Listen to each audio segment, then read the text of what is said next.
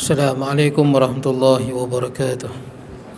Innal hamdalillah nahmaduhu nasta'inuhu nastaghfiruh wa na'udzu billahi min shururi anfusina min sayyiati a'malina.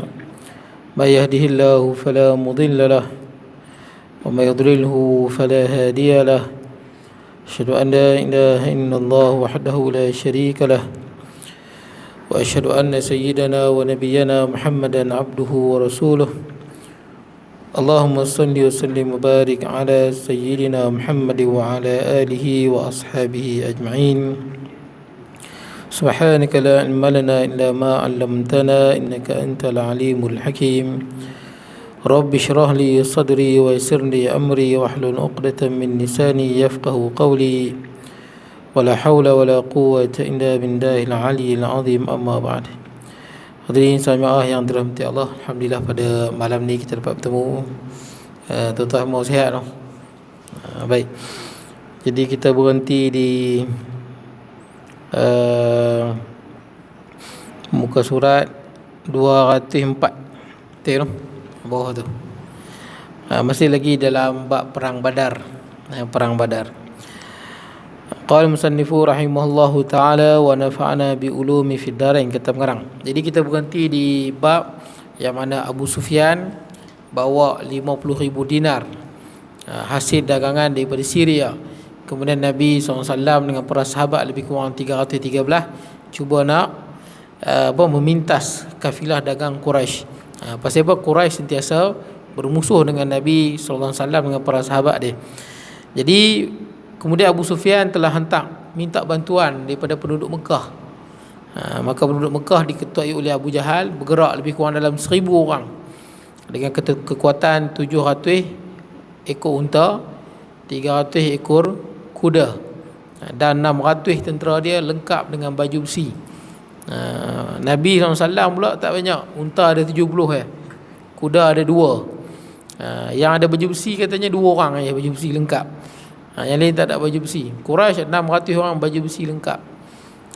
Baik, kemudian kita sambung bawah tu, mereka bergerak di situ.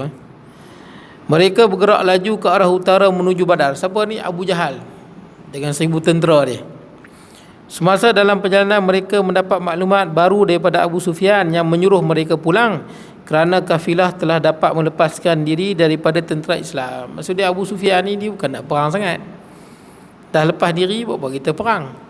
Balik je lah, sebab kafilah dagang dia dah selamat.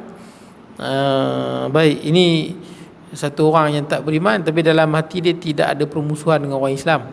Dia bukanlah ada musuh nak hirabah, memerangi orang Islam. Abu Sufyan secara kebetulan apabila mendapat tahu niat orang Islam, lalu dia melarikan kafilah hanya daripada laluan utama dan bergerak ke arah Laut Merah. Dia bila dengar maklumat bahawa Nabi SAW dengan para sahabat dah keluar nak pintas, dia bergerak ke Laut Merah. Ini bergerak ke kanan. Dia guna jalan pantai, jalan yang sunyi yang orang tak pakai, sebab nak selamatkan diri daripada inilah pintasan tentera Nabi SAW. Dengan muslihat ini dia berjaya mengelak daripada serangan hendak Madinah dan melepaskan jauh daripada mereka. Tentera Mekah menampakkan keinginan untuk pulang apabila mendapat maklumat daripada Abu Sufyan. Bagaimanapun Abu Jahal dengan sombong dan bongkak mendesak agar terus maju ke Badar. Ini masalah ni. Masalah dia pada Abu Jahal, sombong. Sebab tu dalam hidup jangan sombong. Dalam hadis ada sebut, tuan-tuan, man tawadhu'a lillahi rafa'ah. Barang siapa yang tawadhu', Allah Ta'ala angkat dia. Angkat di dunia, angkat juga di akhirat. Di dunia di mata manusia. Orang tawaduk kerana Allah, dia tawaduk semata-mata kerana Allah, dia akan mulia di dunia. Tawaduk dalam hati, tuan-tuan. Macam mana nak tawaduk? Macam Imam Ghazali kata, kalau tengok orang yang lebih tua, ingat dia lebih banyak ibadah pada kita. Tengok orang yang lebih muda pada kita, ingat dia lebih kurang dosa pada kita. Tengok orang sama umur dengan kita, kita tak tahu akhir hayat siapa yang terbaik. Baik. Jadi tuan-tuan, kemudian dalam yang lain Nabi sambung, waman takabara, siapa yang sombong, illa wada'ah, siapa yang sombong mengangkat diri dia, Allah Ta'ala akan merendahkan dia. Ni Abu Jahal ni sombong. Patut boleh balik lah. Dia nak lawan juga. Serta tinggal di sana selama 3 hari untuk bersukaria. Jadi Abu Jahal dia seronok, tentera dia ramai dengan kelengkapan lengkap. Dia nak pergi ke Badar, nak apa? Nak cabar orang Islam lah. Dia dah nak duduk 3 hari bersukaria di situ. Baik, kemudian dia pasal dia rasa apa tuan? Dia rasa hebat. Dia rasa ujub pasal tentera dia ramai. Yang ni kalau orang Islam ada perangai lagu ni pun tuan-tuan boleh rosak. Ingat, orang Islam bila kita berjuang, kemenangan kita daripada Allah Subhanahu Wa Taala. Jangan bergantung semata-mata pada sebab. Jangan. Pada orang yang tidak beriman tuan-tuan, orang yang kafir dan sebagainya, dia bergantung pada sebab, cukuplah. Kita orang Islam jangan bergantung pada sebab semata-mata. Gantung pada sebab tuan-tuan, tak dapat tuan-tuan. Pasal kita bukan beriman pada sebab, kita beriman pada Allah. Sebab itu usaha yang Allah Ta'ala suruh. Dia contoh dia macam, contohlah tuan-tuan, Nabi Musa AS. Ada cerita Israeliat, tapi tak apalah, kita ambil pelajaran. Nabi Musa AS dia sakit. Bila dia sakit, kaum dia datang pada Nabi Musa bagi tahu kena makan ubat sekian dan sekian, insya-Allah sembuh. Nabi Musa kata apa? Aku tak akan makan ubat sehingga Allah Ta'ala sembuhkan aku. Dia tak makan ubat. Rupanya penyakit dia lagi teruk. Makin teruk. Allah wahyukan pada dia, wahai Musa, engkau tidak akan sembuh sehingga kau makan ubat yang kau bagi tahu. Maka Nabi Musa pun bagi tahu kat kaum dia, bawalah ubat yang hangpa kata tu. Dia pun bawa, dia makan, dia sembuh. Maka Nabi Musa pun termenung. Yang menyembuhkan Allah, pasal apa nak kena makan ubat? Dia termenung, siapa? Maka Allah wahyukan kepada Nabi Musa AS, wahai Musa, adakah semata-mata dengan tawakalmu engkau nak membatalkan ketetapanku pada makhlukku? Allah dah tetapkan manusia ni macam mana. Kita kena makan, kita kena minum, betul tak? Kita kena rehat. Itu ketetapan Allah pada manusia. Tuan-tuan cuba tak tidur. Berapa hari tuan-tuan boleh tak tidur? 6 hari tuan-tuan tak tidur, habis. Telinga kita dengar benda bukan-bukan, mata kita nampak benda yang tak ada, kita kena tidur. Malaikat tak tidur. Cuba tuan-tuan tak makan. Tuan-tuan doa pada Allah, ya Allah, jadikanlah aku boleh hidup tanpa makan. Ini derhaka pada Allah. Sebab Allah Ta'ala suruh makan. Itu ketetapan Allah pada manusia. Kulu washrabu. Ya Allah, jadikanlah aku makhluk yang tak payah tidur. Itu bukan ketetapan Allah pada manusia. Ketetapan Allah pada manusia apa? Wa ja'alna naumakum subata. Betul tak? Dan kami jadikan tidur kamu satu kerehatan. Dalam Quran sebut. Itu ketetapan Allah pada makhluk. Ada tak pasti ubat? Ubat pun ada kan? Dalam hadis Imam Abu Daud. Innallah lamma anzala da'an anzala mahu dawa. Bila Allah Ta'ala turunkan penyakit, Allah Ta'ala jadikan juga bersamanya ubat. Itu ketetapan dia. Malaikat sakit tak tuan-tuan? Ada tak malaikat sakit gout ke, kencing manis ke? Tak ada. Kita ada tuan-tuan. Ada. Saya pun ada gout. Ketetapan Allah pada manusia begitu tuan-tuan. Ada sakit, ada ubat. Jelas dalam hadis sebut. Dan Nabi kata apa? Fatadawaw. Berubatlah. Itu ketetapan Allah pada manusia. Jadi adakah semata-mata tawakal kita nak batalkan ketetapan Allah? Tak payah usaha, tak payah makan ubat. Sedangkan ketetapan Allah pada manusia cari ubat. Sebab dengan tuan-tuan berusaha dapat pahala. Usaha sebab tu dapat pahala. Tak apa, saya pendekkan cerita. Kemudian Nabi Musa AS satu cerita lagi tuan-tuan, cerita Nabi Musa AS juga. Nabi Musa AS sakit gigi. Ini cerita Israeliat tuan-tuan. Cerita Israeliat ni bukan bersumberkan Quran dan hadis. Dia bersumberkan daripada ulama-ulama Yahudi yang masuk Islam. Ka'bul Ahbar, Abdullah bin Salam. Dia dicerita-cerita dalam kitab mereka. Jadi majoriti ulama kata kalau dia tak bercanggah, boleh ambil pelajaran. Banyak tuan-tuan, macam malaikat Israel. Dalam Quran hadis mana sebut dia sumber Israeliat, Israel. Tapi disebabkan dia tidak ada percanggahan, maka majoriti ulama cerita saja. Tuan-tuan boleh buka dalam tafsir Tabari ke tafsir Ibnu Katsir, banyak je Israeliat dalam tu. Selagi mana tak bercanggah, boleh dia ambil pelajaran. Yang bercanggah makna dia benda tu adalah rekaan. Itu kita tahu. Kalau benda tu, sebab tu Nabi, tuan-tuan tak boleh kata semua yang ada dalam Bible, Injil sekarang semua tipu, tak boleh. Ada yang betul tapi dah bercampur aduk. Tu Nabi dah bagi tahu. La tusaddiqu bani Israel wala tukadzibuhum. Jangan kata semua yang dia bercerita tu tipu, jangan kata semua betul. Tipu semua tak boleh, pasal mereka hanya ubah ke ayat-ayat tertentu. Nak kata betul semua pun tak boleh, sebab mereka ada yuharrifunal kalim an mawadhi'i, mereka ada ubah sikit ayat. Itu yang ulama ambil selagi mana tak bercanggah. Dan Nabi pun sebut wahadithu an bani Israil wala haraj, boleh cerita tentang Bani Israel dan tak salah. Satu cerita tentang Nabi Musa, tuan-tuan, dia sakit gigi. Dia mengadu pada Allah, Allah Ta'ala kata buat apa? Ambillah daun sekian dan sekian, daun apa tau.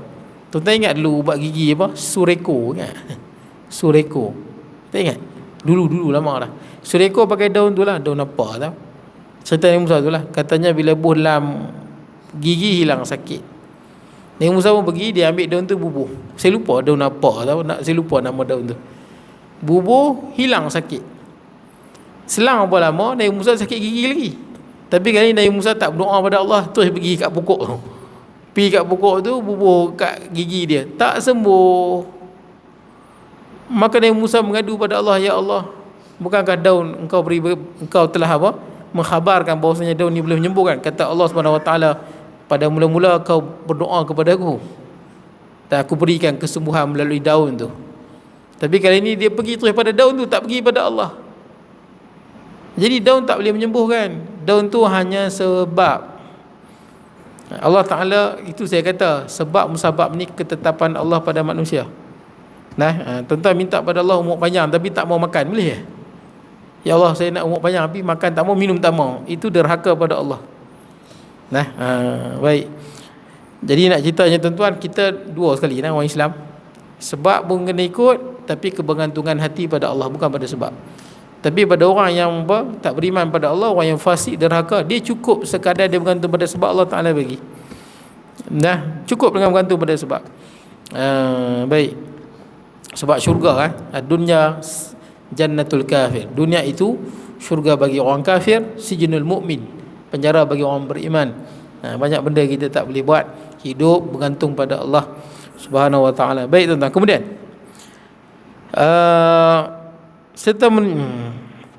kini mereka mahu menghukum orang Islam dan menghalang mereka daripada memintas kafilah-kafilah itu, serta menunjukkan kepada orang-orang Arab bahawa Quraisy masih kuat dan berkuasa daerah itu. Nak menunjuk-nunjuk ni, nak action.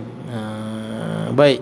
Kemudian meskipun Abu Jahal mengugut dan mendesak Banu Zahrah yang bertindak atas nasihat Al-Akhnas bin Syariq, berpecah daripada kumpulan itu dan pulang ke Mekah. Tak pasti banyak mana. Tapi Banu Zuhrah ni dia tak ikut Abu Jahal, dia balik. Kalau Abu Jahal ugut macam-macam, dia pun tak pergi juga.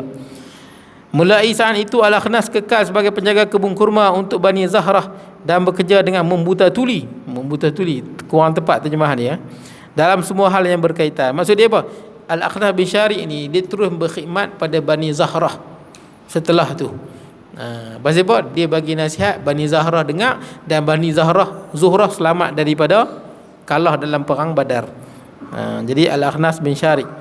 Banu Hashim juga ingin keluar daripada kumpulan itu, tetapi dengan ugutan Abu Jahal menyebabkan dia membatalkan saja keinginan itu. Takut. Banu Hashim ni apa? Anak cucu Hashim lah. Kita tahu Nabi SAW, ini Muhammad bin Abdullah bin Abdul Muttalib bin Hashim bin Abdul Manaf. Bila sebut Hashim, yang ni anak dia lah, semua sekali bawah dia tu. Hashim, Abdul Talib tu, dia ada Umayyah ke, dia ada Abdul Syam, banyak lagi lah nama-nama anak dia tu. Semua termasuk dalam suku Hashim, termasuk dalam segala pak saudara Nabi, tok saudara Nabi SAW dalam Banu Hashim. Banu Hashim juga tak mau perang. Dia diugut oleh Abu Jahal dan dia ikut fa'ata'uh. Baik, kemudian sebab tu tuan-tuan, Allah Ta'ala gambarkan, jangan takut pada benda yang kalau kita benar jangan takut. Kena jadi macam Bani Zuhrah ni, berani.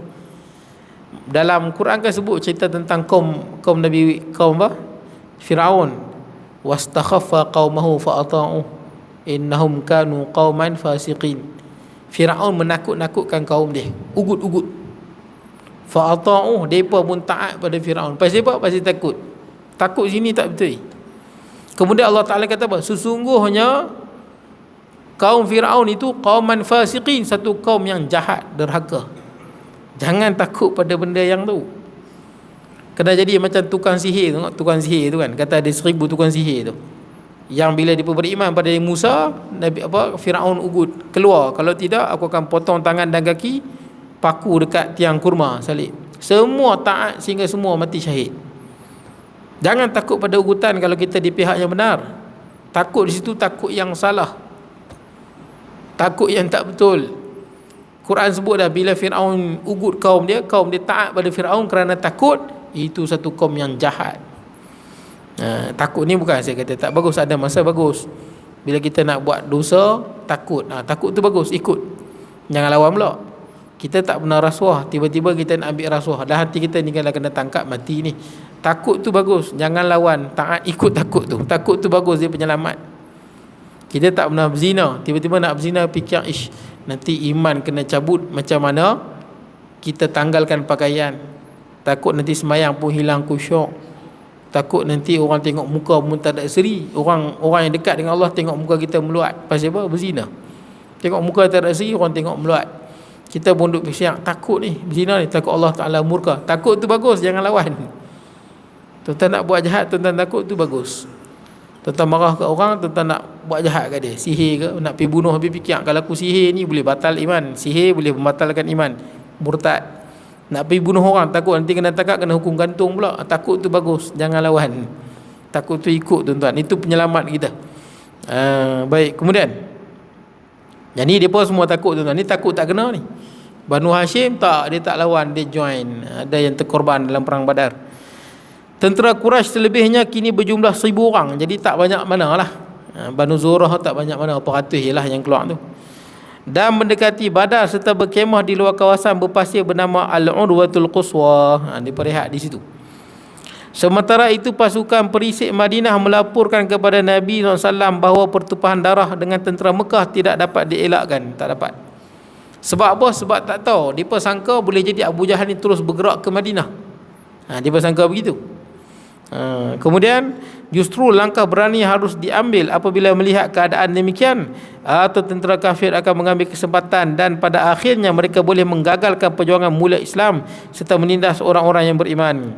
Orang-orang Islam bimbang sekiranya orang-orang kafir Mekah bergerak serta mulakan tindakan perang di tengah-tengah markas orang Islam. Di mana? Di Madinah. Takut bila kita tak bertindak sekarang, mereka duduk main dekat, mereka main serang, mengejut kota Madinah. Baik, kemudian orang-orang Islam bimbang sekiranya orang kafir. Baik, pergerakan itu sudah pasti akan membinasakan mereka serta memberi kesan buruk ke atas kehormatan dan kemuliaan Islam. Maknanya dia kalau orang kafir boleh serang Madinah dan orang Islam di Madinah pula teruk nak mempertahankan, jadi orang nampak macam teruk lah, tuan-tuan. Dari segi apa? Dari segi sudut pandang sains politik dia macam leceh lah. Jadi mau tak mau kita kena berhadapan di sini nak tunjuk Islam ni kuat. Hampa tak perlu main nak lawan dengan kami dekat apa? Markas kami di Madinah. Kat luar Madinah pun kami berani lawan hampa sebagai peringatan kepada kafir Quraisy.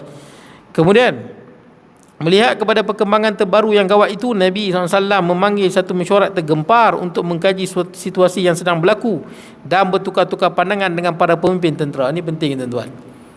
Lagu mana pun kedudukan kita, jangan sombong, bincang dengan orang. Dalam Quran sebut wa amruhum syura bainahum, dan apa? Perkara urusan mereka, ini orang Islam, syura, berbincang sesama mereka. Wasyawirhum fil amr, ni arahan Allah pada Nabi SAW. Hendaklah kamu bermesyuarat dengan mereka dalam urusan mereka. Mesyuarat. Pernah tak Nabi buat satu keputusan, sahabat buat keputusan lain, Nabi ikut keputusan sahabat? Pernah? Perang Uhud, nanti dia akan datang.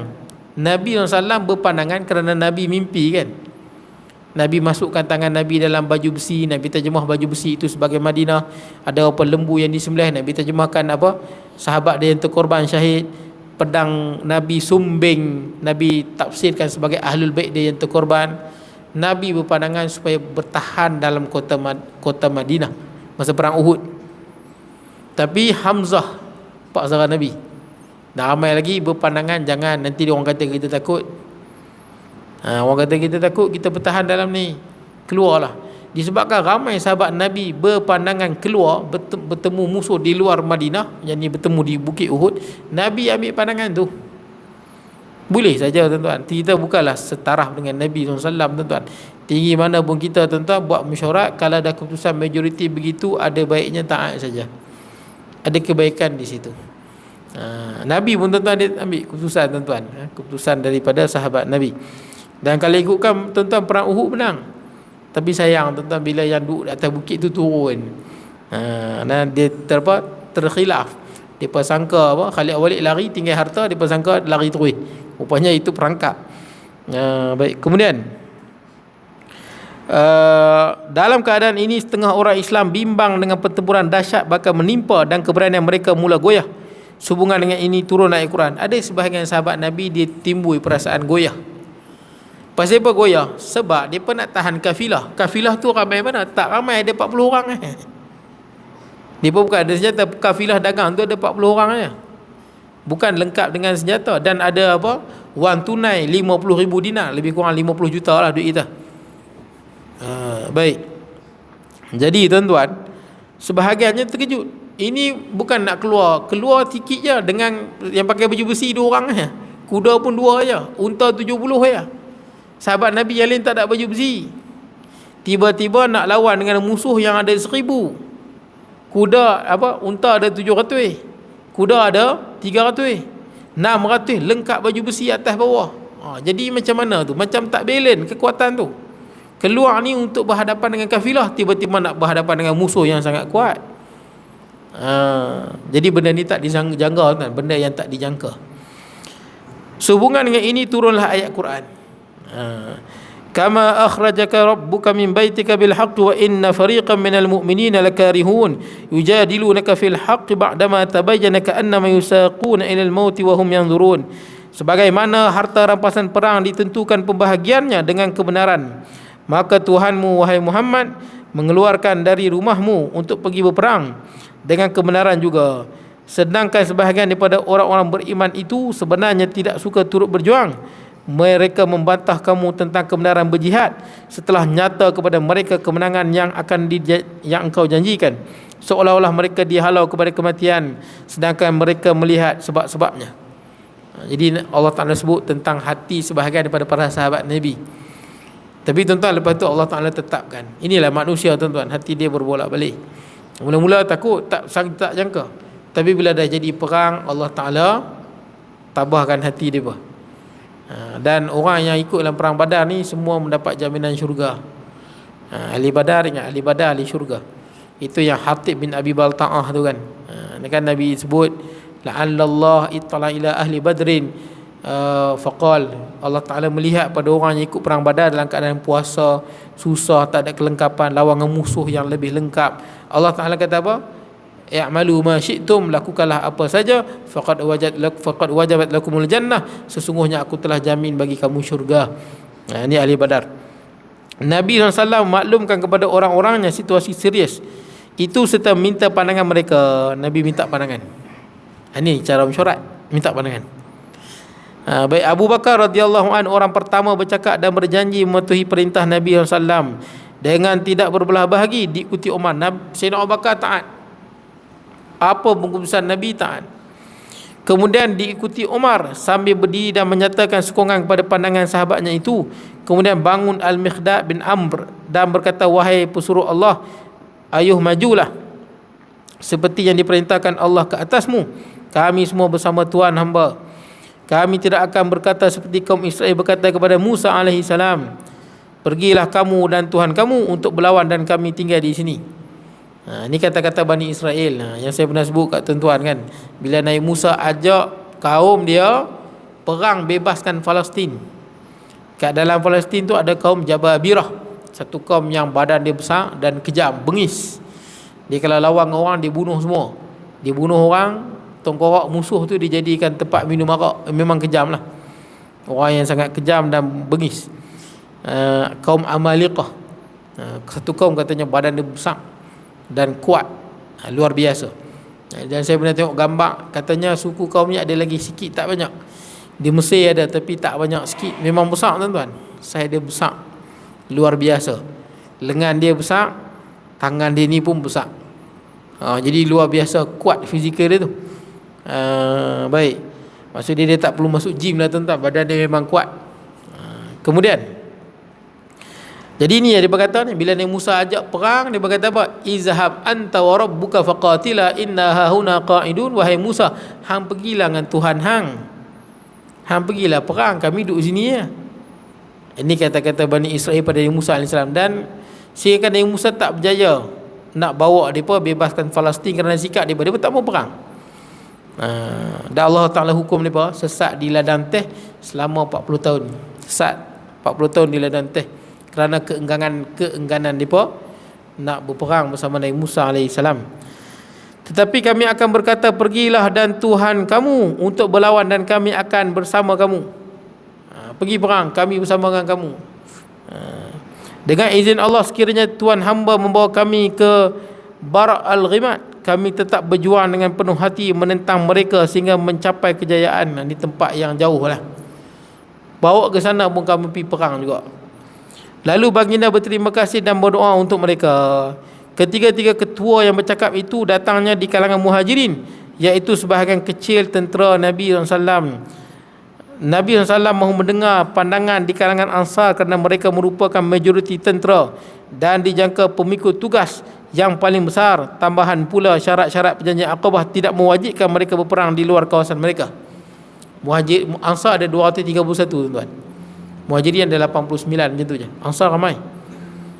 Termasuk apa? Campuran antara Aus dan Khazraj. Mereka paling ramai sekali. Lalu Nabi SAW pun bersabda, wahai orang-orangku, tolong nasihatkan aku. Nabi nak pandangan pada Ansar, pasal mereka paling ramai sekali. Kata-kata ini ditujukan pada golongan Ansar. Mendengar kata-kata itu, bangunlah Sa'ad bin Mu'az dan berkata, Sa'ad bin Mu'az yang saya sebut kat tuan-tuan meninggal umur 36 tapi boleh bergegar arash. Hebat ni.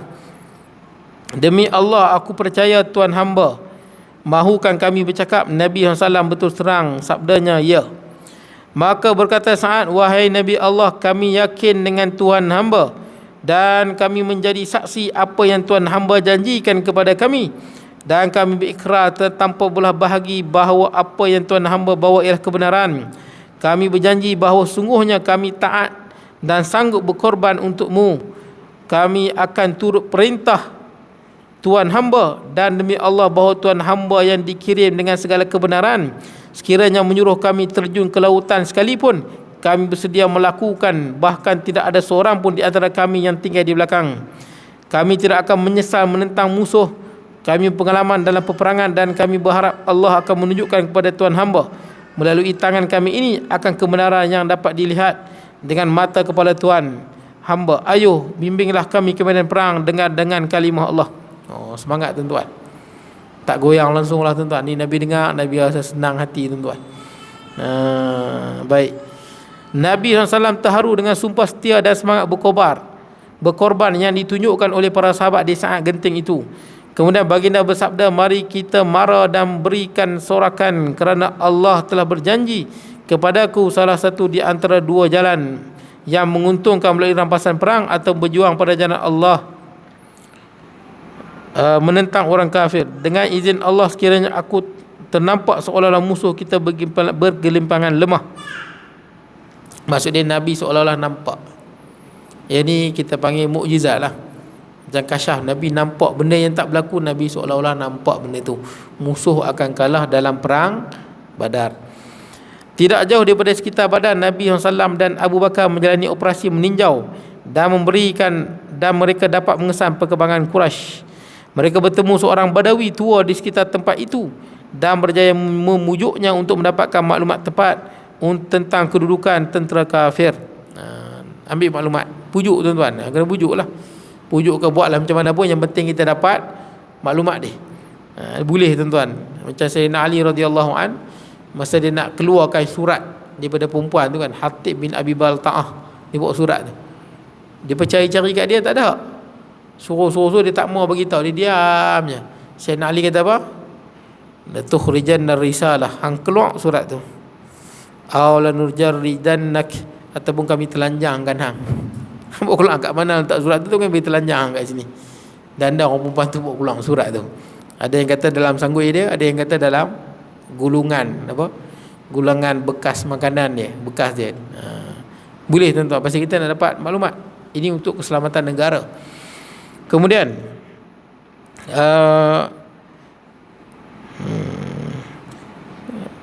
pada petang hari yang sama, baginda menghantar 3 orang pemimpin muhajirin, Ali bin Abi Talib, Az-Zubair bin Awam dan Sa'ad bin Abi Waqqas. Ini semua tentera yang handal-handal ni. 3 tentera yang handal-handal, memang hebat di medan perang. Sa'ad bin Abi Waqqas orang yang pertama dalam sahabat Nabi yang memanah, dan dia yang paling hebat memanah, dialah Sa'ad bin Abi Waqqas. Untuk memastikan berita pergerakan musuh, mereka ternampak 2 orang mengangkut air untuk tentera Mekah. Apabila disoal siasat, mereka mengaku bahawa mereka hanya tukang angkut air. Tetapi jawapan itu tidak meyakinkan orang Islam. Lalu dipukul kedua-dua budak itu dengan teruk, dengan tujuan untuk mendapatkan jawapan, walaupun bukan benar dan secara tidak langsung, tentang muatan syarat kafilah yang penuh dengan barangan berharga. Kedua-dua budak itu masih berbohong, namun mereka dilepaskan. Nabi SAW marah kepada orang-orangnya. Sabda baginda, kerana bercakap benar kamu pukul mereka, dan apabila berbohong kamu lepaskan mereka. Lalu baginda berbual dengan budak-budak itu, dan dalam perbualan singkat baginda dapat tahu banyak tentang musuh, bilangan tentera, lokasi tentera serta nama-nama sebahagian daripada ketua-ketua mereka. Sahabat guna cara kasar, tak jadi. Nabi guna cara lembut jadi. Tuan-tuan boleh baca, saya lupa satu tentera Jerman tu, dia memang terror tuan-tuan. Dia memang terror orang yang apa, musuh yang ditangkap daripada tentera berikat. Tak kira lah tentera Rusia ke, tentera Amerika ke, orang nak dapat maklumat pada dia susah. Yang tentera Jerman ni pandai, saya lupa nama dia. Dia memang pandai. Cara dia macam mana? Dia layan baik. Dia ajak minum, buat BBQ, makan sekali dengan dia, duduk sembang. Sampailah apa? Sampai rahsia tu sikit dia dapat. Sampai dia boleh tahu apa? Dia tengok jet Amerika tu, kadang-kadang dia keluar asap isyarat. Asap isyarat. Dia apa pun tak tahu isyarat dia apa. Dia kata isyarat tu apa, kehabisan minyak kot. Saya lupa tuan-tuan. Dia pun tak tahu isyarat tu. Dia buat sembang. Mana-mana tentera musuh duduk dengan dia, dia layan memang baik lah. Sampai orang satu dia tu bersahabat dengan dia, dia pun tercerita kat dia. Baik. Dia tengok orang kena pandai lah tuan-tuan cara nak apa, tarik rahsia ni, korek rahsia macam mana. Ada orang kadang-kadang yang cara keras jadi, ada setengah orang tak jadi, kena guna cara yang lembut. Jadi Nabi SAW sembang-sembang dapat semua maklumat daripada mereka tuan-tuan. Baik, kemudian iyalah kadang-kadang orang dia cakap betul dah, kita tak percaya, kita pukul lagi. Dia cakap betul dah, tak percaya, pukul lagi. Lalai bila dia tipu, kita nak macam jawapan yang dia tipu tu, dalam dilepaskan. Itu yang Nabi sebut tu, bila dia tipu hampa lepas, dia cakap betul yang hampa pukul dia. Sebab sahabat tak puas dengan jawapan yang dia bagi tu. Baik, kemudian sebab tu tuan-tuan boleh tengok biasanya apa, kalau polis ke apa ke bukan, dia masuk di balon terus, biasanya dia tanya soalan, betul tak kan? Soalan dia banyak, mungkin ada 100, mungkin ada 200 set soalan, dan set soalan itu akan berulang-ulang. Sebab apa? Yalah kalau tuan-tuan tipu, tuan-tuan bukan senang, nak ingat, betul tak? Kan ada pepatah sebut, sekali tipu kena tipu berkali-kali. Itu yang soalan polis tanya, mungkin 200, 300 set soalan yang berulang-ulang. Sebab benda kalau betul, tuan-tuan tak payah ingat, betul tak? Dia memang ada dalam memori tuan-tuan, benda itu betul. Tapi kalau benda tipu, tuan-tuan kena reka. Nanti soalan tu main balik, tadi aku tipu apa tau. Habis kan tu lah tuan-tuan. Tipu sekali, terpaksa tipu berkali-kali, betul tak? Tuan-tuan tak pergi kerja, bos kata kenapa tak pergi kerja? Kita padahal ada kat Cameron Highland tu. Duduk Cameron Highland tipu. Kita kata kat bos, saya sakit lah. Oh sakit, tipu lah sekali. Sakit tipu dah, pasal apa? Sihat ya dekat Cameron Highland. Lepas tu bos kata sakit apa? Demam, tipu lagi. Ada demam dekat Cameron Highland tu. Kemudian bos kata apa? Dah ambil MC ke belum? Kita kata belum lagi. Tak apa, betul lah. Kalau kita kata dah ambil, tipu lagi. Betul tak? Tipu lagi. Sekarang ada kat mana? Ada kat rumah, tipu lagi. Padahal ada kat Cameron Highland tu, hotel apa, duduk kat hotel apa, Cool Point tu sana. Tipu lagi tuan-tuan. Tipu berkali-kali. Sekali tipu, terpaksa tipu berkali-kali. Bila hang demam, bila start sakit? Allah, bos tanya lagi. Baru semalam tipu lagi. Teruk kan punya pening. Kena semua kena tipu. Kena tipu. Kena tipu berkali-kali tipu, tuan-tuan. Baik. Tak apalah. Tapi nak ceritanya begitu, lagi tipu berkali-kali. Kemudian baginda berpaling kepada orang Islam seraya berkata dengan sini, kena berhenti, tuan-tuan. Tuan-tuan kena azan. Kemudian baginda berpaling kepada orang Islam seraya bersabda, dengar sini. Quraisy telah mengiring kepada kita 2 nyawa paling berharga. Baik, dia merujuk pada 2 orang tu lah yang ditangkap tu. Pada malam itu hujan turun di kedua-dua tempat. Bagi orang kafir, hujan menghalang kemajuan gerakan ketenteraan mereka. Selanjutnya, sebaliknya bagi orang Islam, ia merupakan rahmat. Ia mencuci dan membuang segala kotoran syaitan daripada mereka. Ini hujan rahmat. Memang hujan tu dia menenangkan hati mereka, melapangkan hati mereka. Jadi makin berani lah, tuan-tuan. Baik, Allah menurunkan hujan untuk mengukuhkan jiwa mereka. Tu saya kata tu. Hujan ni bukan hujan biasa. Kena hujan ni jadi berani, kukuh pendirian mereka. Dan menguatkan kaki mereka untuk perjuangan akan datang. Mereka bergerak ke hadapan sedikit dan berkemah di tebing lembah. Nabi Muhammad SAW berhenti di wadi terdekat bernama Badar. Al-Hubab bin Munzir bertanya kepada baginda, adakah Allah memberikan wahyu untuk milih tempat itu atau ia merupakan strategi perang hasil daripada rundingan? Jawapan Nabi SAW ialah strategi dan rundingan. Ujar Hubab, tempat ini kurang baik, lebih baik kita berkemah dekat dengan wadi dan kita buat empangan atau takungan penuh dengan air, kemudian kita binasakan telaga-telaga lain, dan dengan begitu mereka tidak akan mendapat air. Nabi SAW bersetuju dengan cadangan itu dan mengarahkan untuk melaksanakan pada tengah malam itu juga. Nampak, tuan-tuan? Nabi ambil pandangan tu. Sa'ad bin Mu'az, Hubab bin Muzir kata, bukan di sini, yang lebih eloknya di sana. Kita jadikan air buat empangan untuk kita, adapun perigi yang lain kita musnahkan supaya musuh tak dapat bekalan air. Bekalan air yang ada pada pihak kita sahaja. Nabi SAW menerima pandangan ini, tuan-tuan. Selagi mana kalau benda tu bukan wahyu daripada Allah. Baik. Habis, tuan-tuan. Akan datang kita sambung Sa'ad bin Mu'az di situ. Sa'ad bin Mu'az mencadangkan. Cukup sahaja tu, saya mohon maaf kalau kurangan dan sebagainya. Aqulu qawli hadza wa astaghfirullahal azim li wa lakum. Sa'il muslimin wa muslimat minal minat. Bismillahirrahmanirrahim. Allahumma ij'al jam'ana hadza jam'an huma wa tafarruqana min ba'di tafarruqan ma'suma wa la taj'al minna shaqiyyan wa la mahmula wa la mathura. Wa sallallahu nabiyina Muhammad wa ala alihi wa sahbihi baraka wa sallam. Alhamdulillahil alamin.